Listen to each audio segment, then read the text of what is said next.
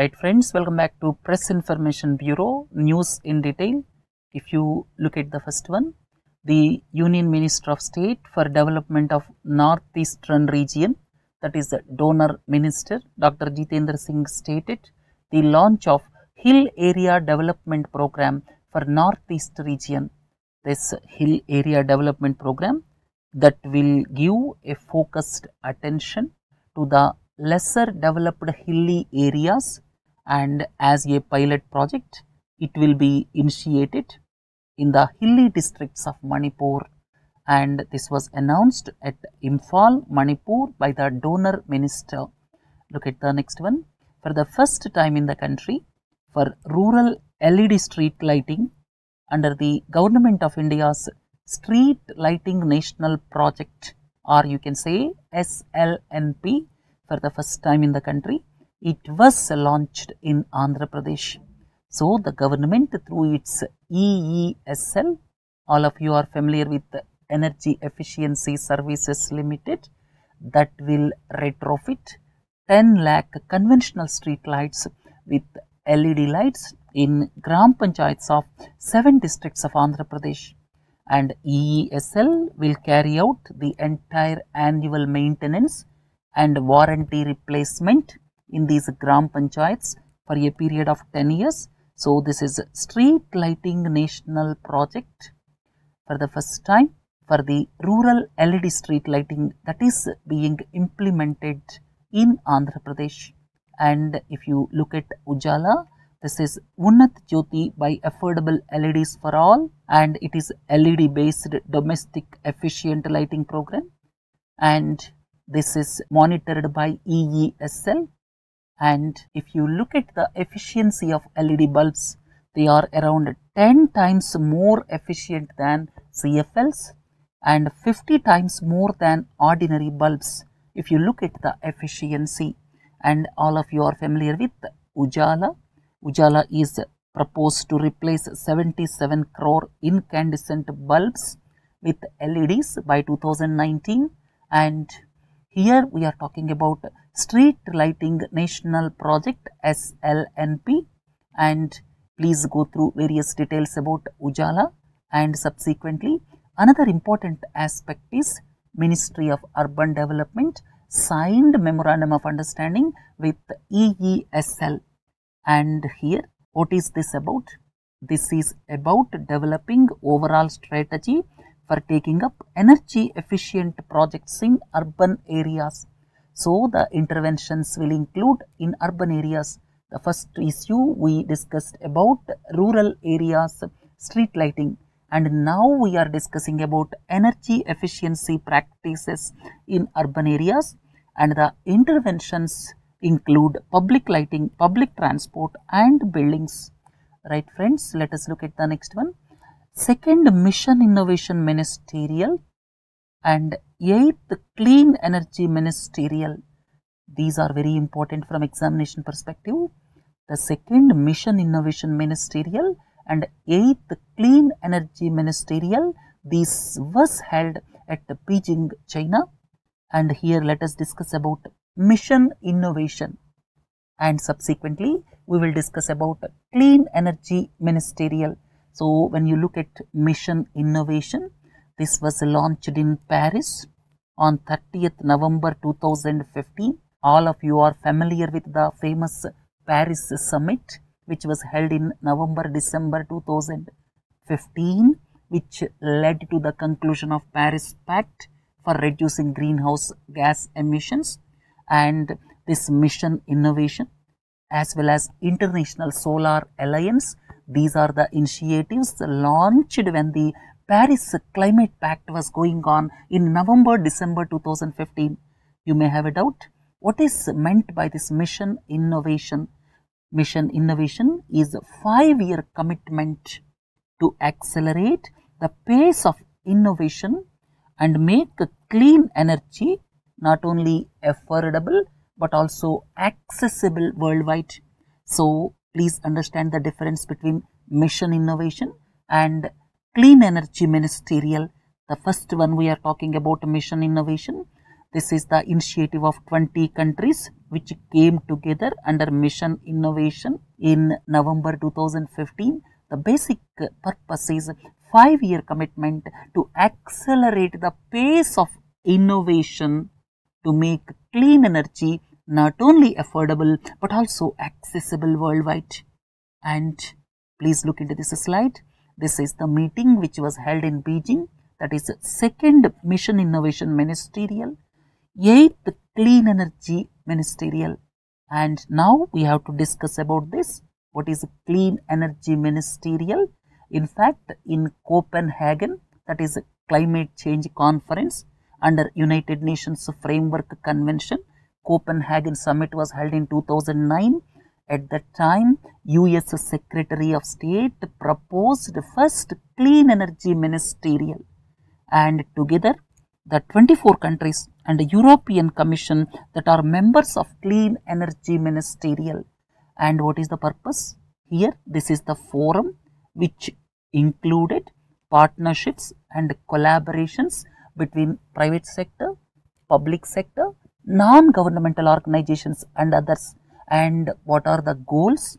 The goals are basically 3 important aspects. One is improving energy efficiency worldwide. Second one is enhancing clean energy supply. Third one is enhancing clean energy access, or you can say expanding clean energy access.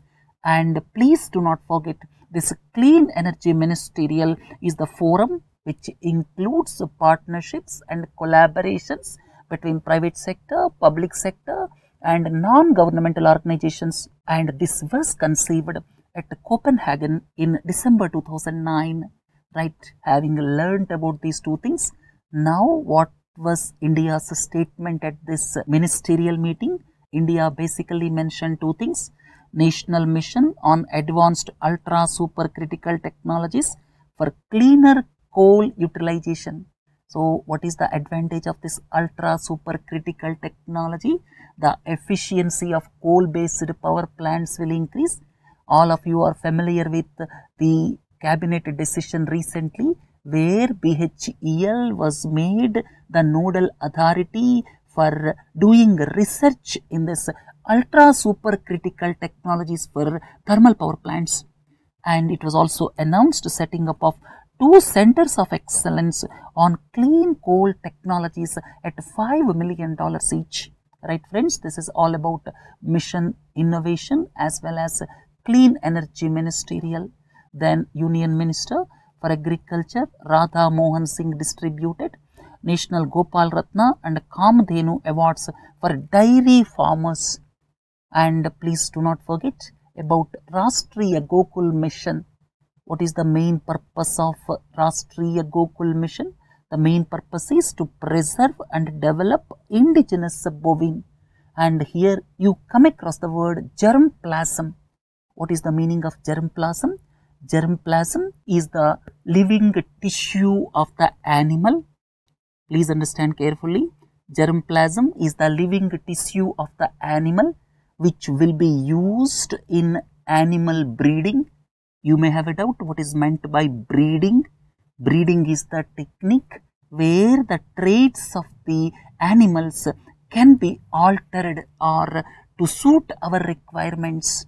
So here to facilitate animal breeding, this germplasm assumed significance. Animal breeding is modification of the traits of the animals. So these 2 words are very important. And the purpose of Rashtriya Gokul Mission is to preserve and develop indigenous bovine. So major objectives are establishment of Gokul Gram, field performance recording, etc. And here strengthening bull mother farms and inducting high genetic merit bulls of indigenous breed into semen stations.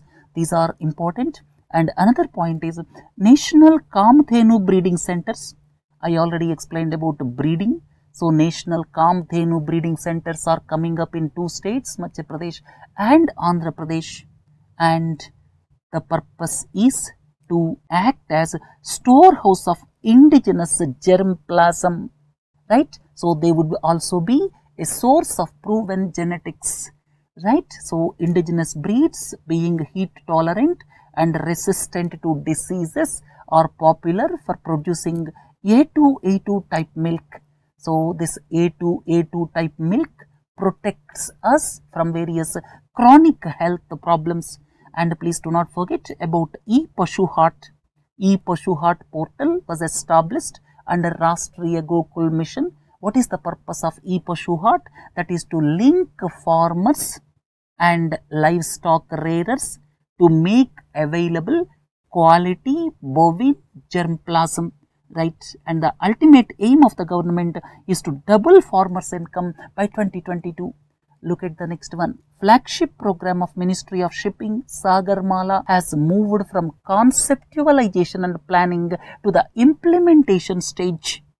As part of the program, more than 400 projects have been identified across the areas of port modernization, new port development, connectivity enhancement, port-based industrialization, coastal community development. These are various aspects of Sagarmala. And for this purpose, Sagarmala Development Company Limited has been set up by the Ministry of Shipping to provide equity support to the projects, right? So this is all about Sagarmala. Let us go ahead. Government is enlisting success of various ministries. And if you look at the coal ministry, here if you look at the coal ministry, government has set a goal to produce 1,000 million tons of domestic coal by 2019-20. Government stated that 92 million ton increase took place in coal production in the past 3 years. And if you look at the next aspect, most important aspect is government stated in 2013-14 to produce 1 unit of electricity. You normally say 1 kilowatt hour. To produce 1 unit of electricity, 0.69 kilograms of coal was required at that time. Now it is reduced to 0.63 kgs. That means reduction of 8% in the usage of coal per unit of electricity produced could be achieved, right? So this is one important aspect when you look at the ministry's achievements. Then if you look at the achievements of Ministry of Power, one important aspect is Shakti. What is Shakti? Shakti is a scheme for harnessing and allocating koila. Koila means coal transparently in India.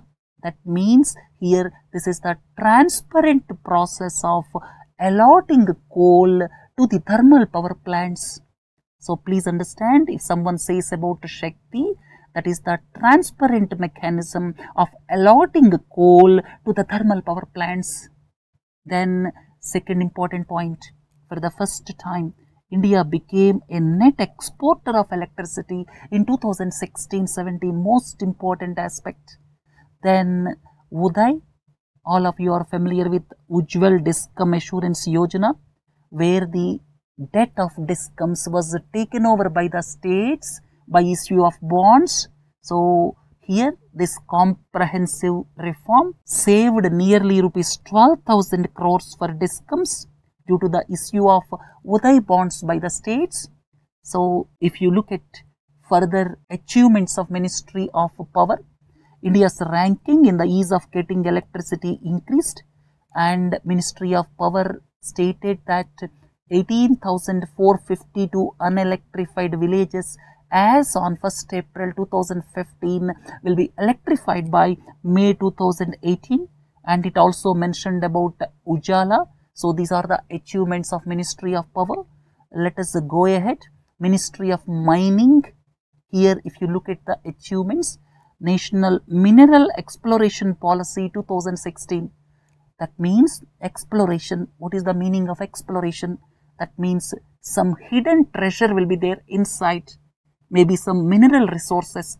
Proper exploration is important. That means knowing that there is some important minerals inside the ground. That is very important. That is exploration. So, National Mineral Exploration Policy aims to accelerate exploration through National Aerogeophysical Mapping Project. So through National Geophysical Mapping Project, this various minerals will be explored. The another achievement of government is transparent auction of 24 mineral blocks, which led to the estimated revenue of over rupees 1 lakh crore to the states. Then another important aspect is Pradhan Mantri Khanij Kshetra Kalyan Yojana, that already covered 11 out of 12 mineral rich states. We discussed about PMKKKY. This is basically to look at the development because of the various mining activities. That means several people will be affected because of various mining activities. So to look at the development aspect of those regions, this PMKKKY is intended. Then district mineral foundations, they collected rupees 7,150 crores for the development of affected people because of mining activities. So this district mineral foundation is one important aspect when you look at examination perspective. Then various apps were launched. Urja to track electricity situation in urban areas. Then Tarang, this is to track transmission projects. Then Urja Mitra, this is another one to know about power cut information. So these are the achievements. Then if you look at the achievements of Ministry of New and Renewable Energy, one most important aspect is in 2016-17, this is the first year when the net capacity addition of renewable energy was higher than that of conventional energy. So for the first time in the history of the country, 2016-17 marks a specific year when net capacity addition of renewable energy was higher than that of conventional energy. Then another important aspect is 2016-17 saw the highest ever addition of solar and wind power, and the renewable energy put together crossed 50,000 megawatt. Wind power capability or capacity crossed overall 30,000 megawatt. Solar power capability crossed 10,000 megawatt. So these are important achievements. And another important aspect is during 2016-17, the lowest ever tariff of rupees 2.44 per unit of solar power and rupees 3.46 per unit of wind power were received. Right? So these are the important achievements enlisted by various ministries. Let us go ahead. Union Minister for Health and Family Welfare launched Skill for Life, Save a Life. This Skill for Life, Save a Life. This aims to upscale the quantity and quality of trained professionals in the healthcare system. So under this initiative, various courses are planned to be initiated targeting specific competencies for healthcare professionals as well as for general public. And here the curriculum, the course curriculum is prepared by National Institute of Health and Family Welfare and All India Institute of Medical Sciences, Delhi. Then if you go further, National Trust under Ministry of Social Justice and Empowerment, in collaboration with key partners, organized the conference Inclusive India Initiative towards an Inclusive India for Intellectual and Developmental Disabilities. You may have a doubt, what is this National Trust? Please understand, this National Trust is the statutory body under the Ministry of Social Justice and Empowerment. Please listen carefully. The National Trust, this is statutory body under the Ministry of Social Justice and Empowerment, and this is basically to look at the welfare of the persons like autism, cerebral palsy, mental retardation and multiple disabilities.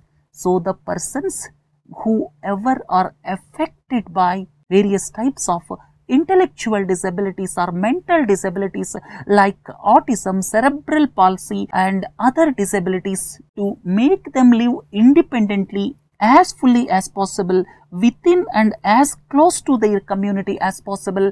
For that purpose, this National Trust is established.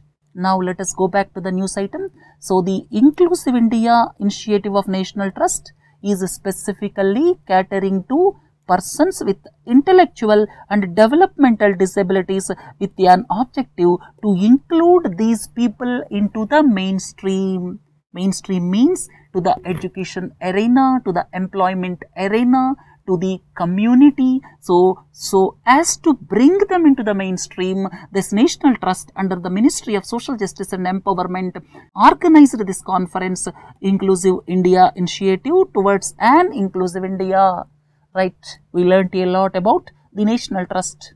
Let us go ahead. Dr. B. Barua Cancer Institute in Guwahati will be taken over by the Department of Atomic Energy, and Tata Memorial Center will have the administrative control. All of you are familiar with the Tata Memorial Center. This is the institution under the Department of Atomic Energy, please don't forget. And this is the premier research institution in the field of cancer research and treatment. And this Barua Cancer Institute was established in 1974 in Guwahati, and subsequently Government Assam took over the institute, and now this will be handed over to the Tata Memorial Center so as to develop it as the premier cancer research institute. Right friends, if you look at the next one, Election Commission issued notification for election to the Office of President of India. With regard to Office of the President of India, I will cover part of the issues today, and remaining issues I will cover in the subsequent lectures. You need not listen any polity lecture. These are sufficient in this lecture. Please understand, this is the 15th presidential election, and Article 62 of the Constitution that says that an election to fill the vacancy caused by the expiration of the term of office must be completed before expiration of the term. And for election to the president, there is electoral college. Electoral college consisting of elected members of both houses of parliament. This is most important. Elected members only, not nominated members. So both houses of parliament elected members. Similarly, elected members of the legislative assemblies. Please understand carefully, elected members only for the legislative assemblies, and legislative assemblies 29 states as well as National Capital Territory of Delhi, Union Territory of Pondicherry. So 31 state assemblies elected members will be the part of electoral college. Nominated members are not included. Then members of legislative council are not included. And another important aspect is Article 55(3) of the Constitution states that election will be in accordance with the system of proportional representation by single transferable vote. So the value of each vote in the electoral college is not constant. It differs from state to state, and that we will deliberate in the coming lectures. So if you go ahead, the Election Commission in consultation with central government appoints a Secretary General of Lok Sabha and Rajya Sabha by rotation as the returning officer for this election. So this year the Secretary General of Lok Sabha is appointed as returning officer for the present election, right? So another important point is the nomination paper of a presidential candidate must be supported by at least 50 electors as proposers. Electors means members of electoral college. So at least 50 must support, or you can say 50 as proposers, and at least another 50 as seconders, right? So this is one important aspect. And another important aspect is political parties cannot issue any whip to their MPs and MLAs with regard to their choice of electing the candidate. So we learnt partly. We will continue in the coming lectures so that you will have clear idea about how the president is elected, right? India signed multilateral convention to implement tax treaty related measures to prevent base erosion and profit shifting. So this base erosion and profit shifting is shifting the profits with the sole aim of avoiding the tax to low tax destinations. So under these circumstances, this multilateral convention will look at preventing artificial tax avoidance, prevention of treaty abuse. What is the meaning of treaty abuse?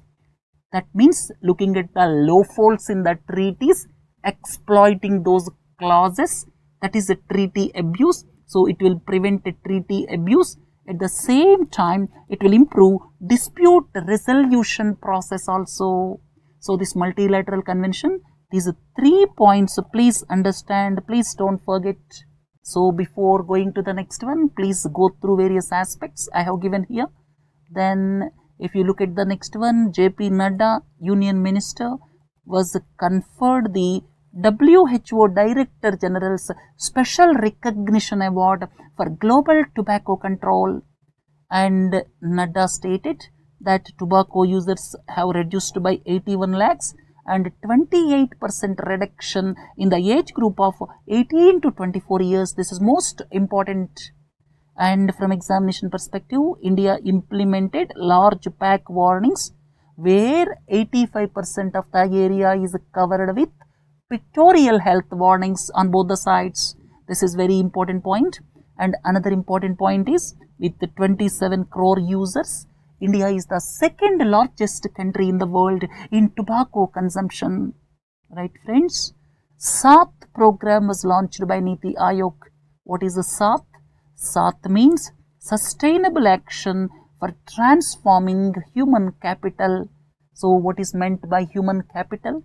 Human capital involves around basically 2 aspects, primarily health and education.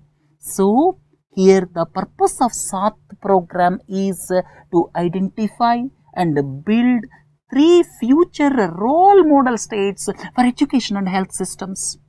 For education as well as health systems, it would like to build 3 role model states. That is the purpose of SAT program. So SAT means Sustainable Action for Transforming Human Capital. Right? So how the 3 states are selected, all these things I have given here. Please go through this.